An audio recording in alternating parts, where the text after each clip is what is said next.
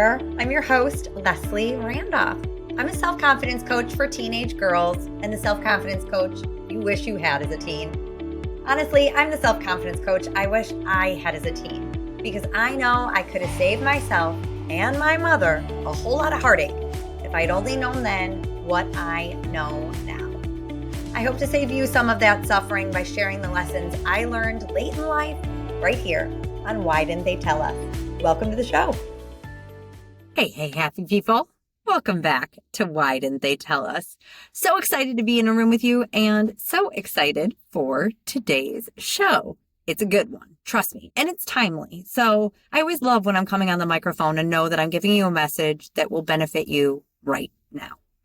So let me tell you, a client recently asked me whether positivity was inherent or learned. Like, are some people just born with a glass half full outlook while others are genetically disposed to a more like Eeyore outlook on life?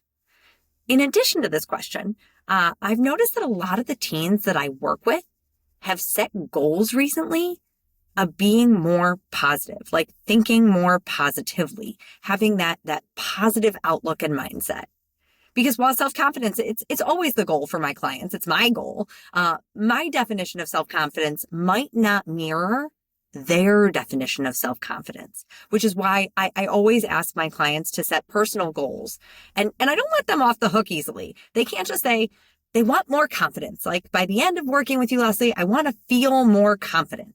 Because that's just so vague and general, right? Like, I need to know what more self-confidence would actually look like in their lives. Like, what would you be doing? How would you be feeling? What would you not be doing? What would you be feeling less of? I need to know their goal so that we can forge a path to their destination. And then our work together in coaching, it almost becomes like the GPS for them on that journey.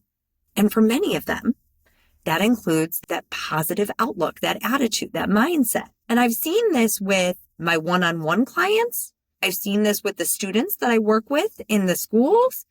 And even for the moms of the teens I work with, like when the moms call me, they're like, yeah, confidence is great, but can you also help her with a little more positivity? It's always this negative outlook. Looks like everyone is looking for a more positive mindset. I get it. And this pattern prompted me to get on the microphone today and talk about the power of positivity, why we want it, and how to get it. But I also want to answer that question that one client asked me. Are some people just born with it? Or is positivity a skill we can all learn and develop? And that's where we're going to get this party started today, because I think it's critical for this conversation.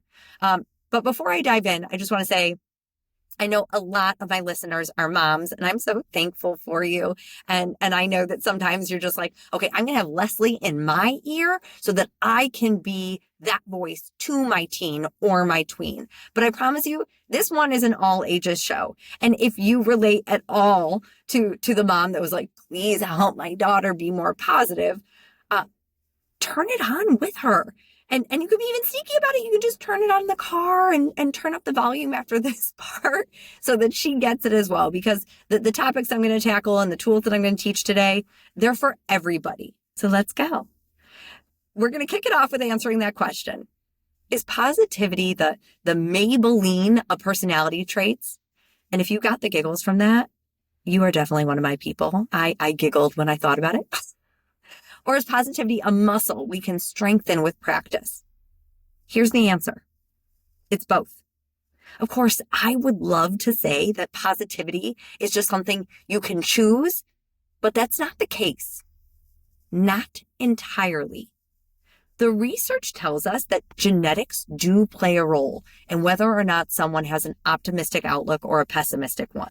But that is far from the whole picture, okay? So the same studies indicate that your genetic disposition contributes about 30 to 40% to your outlook and whether or not you will have a positive or a negative perspective. But, and this is a really big but, this is not a fixed characteristic. Like I always say about confidence, your perspective, whether you are a glass half full or a glass half empty kind of gal, that is absolutely a choice you can make and a skill you can develop. So I wanted to start here because if you're tuning in and have always been more pessimistic and just thought, well, this is just who I am and it's how I've always been, then I hope you feel empowered to know that you can change it if you want to.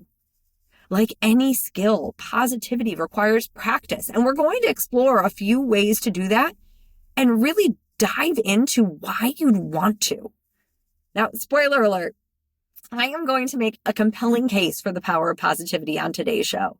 But before I do, I want to call out a few things about the genetics and our biological wiring, particularly for teens, because this is harder for developing minds, and I want to explain why.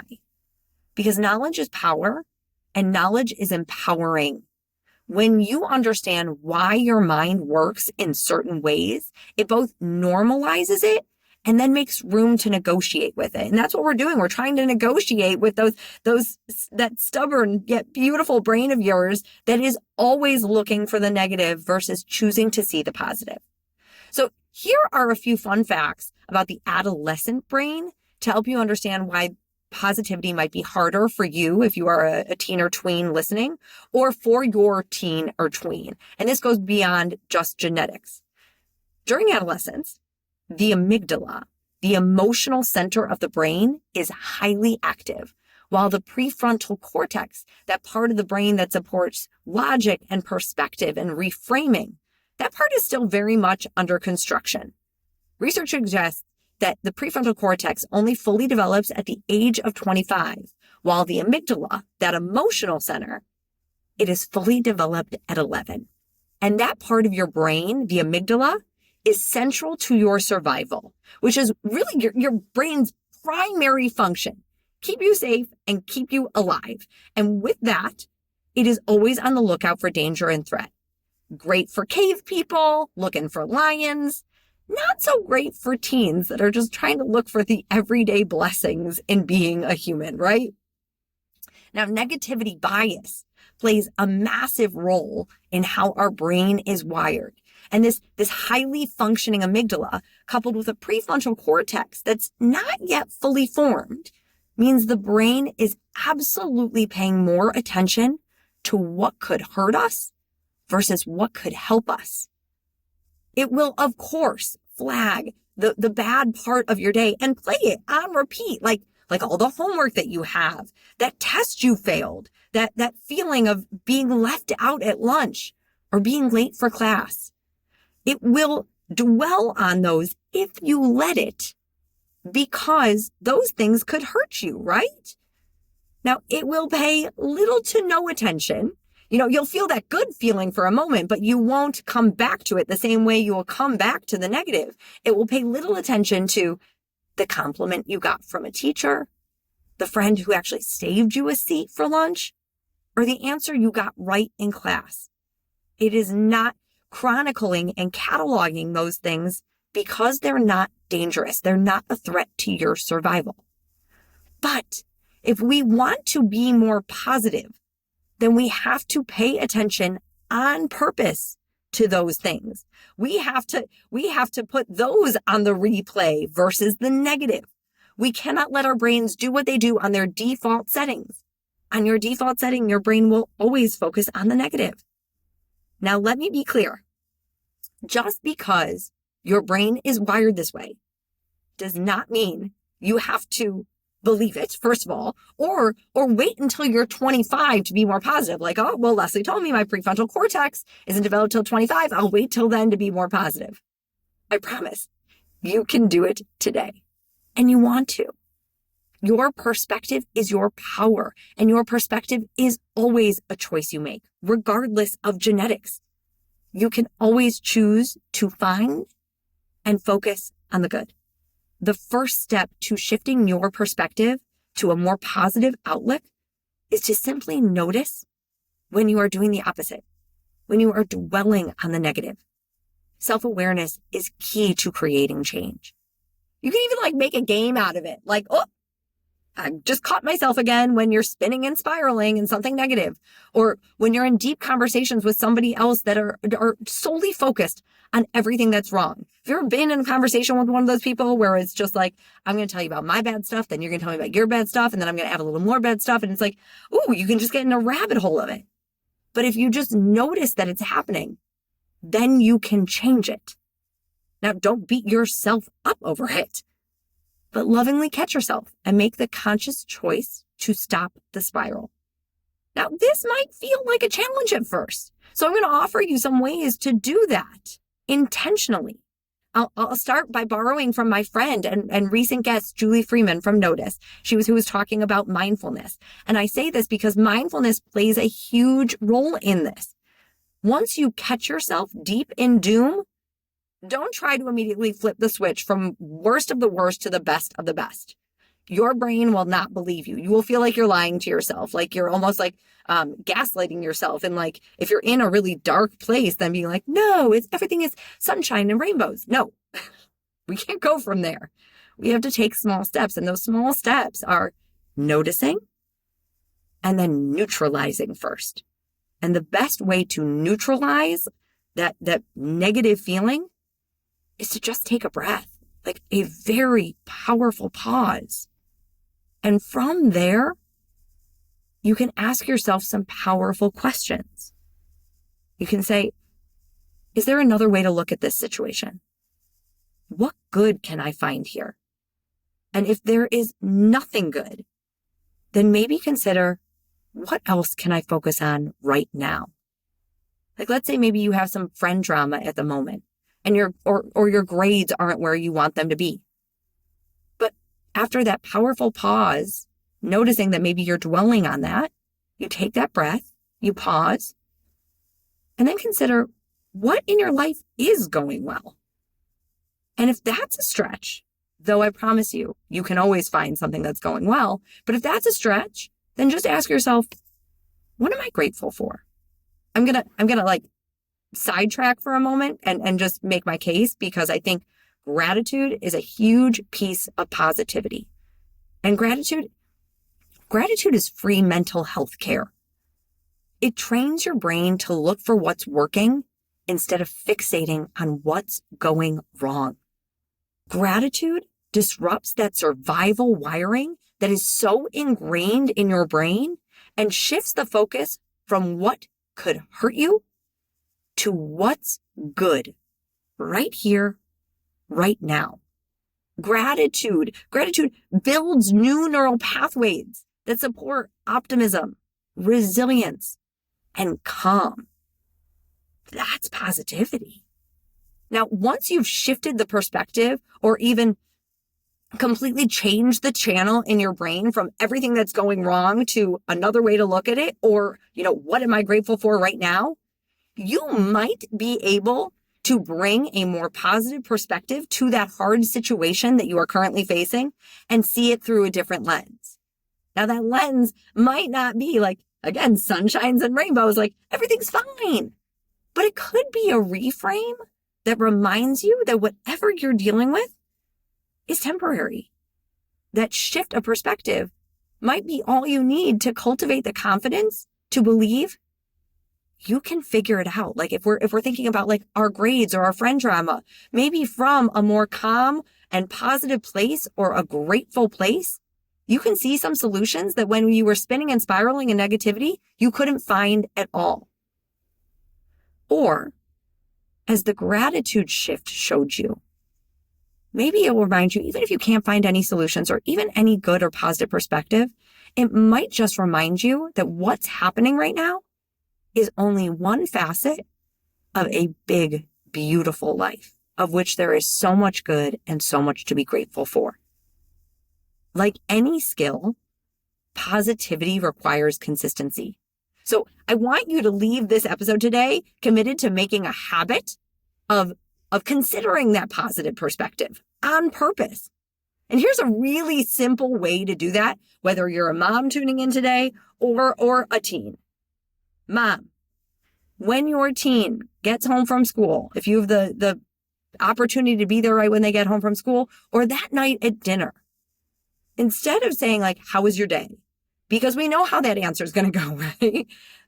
I just told you, their brain is going to tell you all the negative. That's the danger. That's the threat.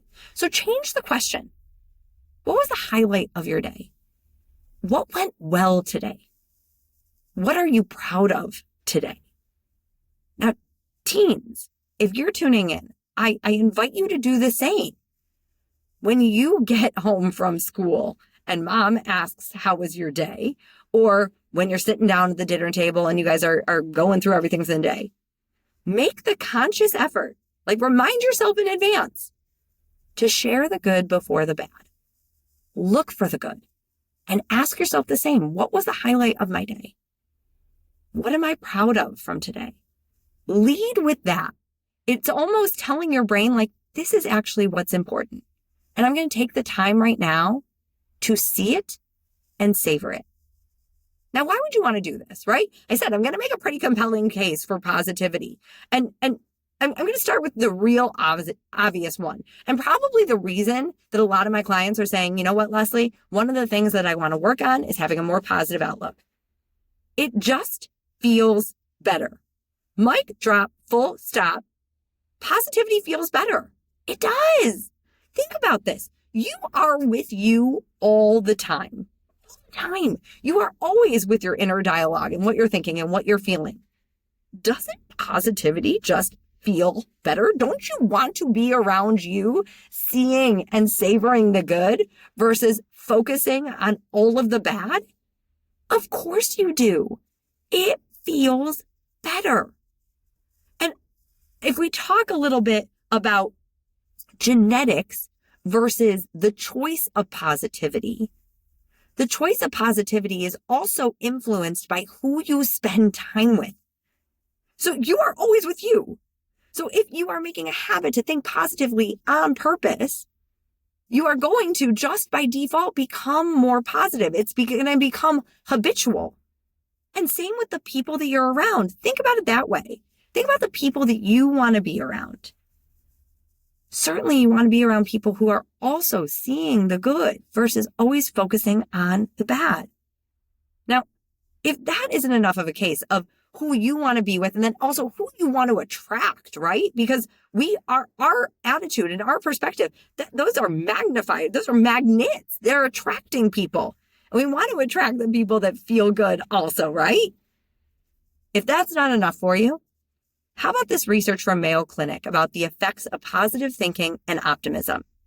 Increased lifespan, lower rates of depression, lower levels of distress and pain, greater resistance to illnesses, better cardiovascular health, reduced risk of death from cancer, respiratory conditions, or infections, and better coping skills during times of hardships and stress. Which is the perfect segue to this disclaimer that I want to add before we close out the show today. Being positive is not ignoring what else is going on in the world. This is not a Band-Aid for the human condition. If you are a human with breath in your body, you are going to feel hard. You are going to experience negative, and that's okay, right? I'm not saying that when something awful happens, like just see the good. No, I'm just saying allow positivity to be a forever companion that you know is always available to you. Because it is. It is not an escape from the hard times or the hard feelings. It's just knowing that it's always there if you choose to look for it. And on the day-to-day, we don't have to always be focusing on the negative. Because if we choose to focus on the good, we are going to find more of it. That is also how your brain is wired. Your brain loves to repeat itself. That's why we want to make a habit of thinking positively on purpose, so that on those dark days, because they will come, always, you know that you have this skill already developed. And I can't think of a more timely message when we spend one day out of the year giving thanks and then move on so quickly, right? So I hope as you kick off the holiday season, you do so with that positive outlook and feeling gratitude and giving thanks, but not just doing it of a check the box one day only. Going into a new year and a new season with that being part of your day-to-day, a habit that you think positively on purpose.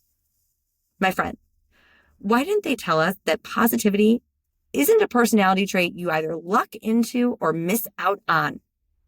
It is a skill you can build with habits of thinking positively on purpose, noticing when you're spinning and spiraling in doom and gloom, or making a practice of gratitude. No matter how you're wired or where you're at in your development, you can always change your perspective. And when you do, you might just change your life. My friends, till next time. Love what you hear? Well, I'd love to hear from you. You can find me at confidencecoachforgirls.com. That's confidencecoachforgirls.com. Or email me at lesliethelifecoach@gmail.com. That's lesliethelifecoach@gmail.com. Hope to hear from you.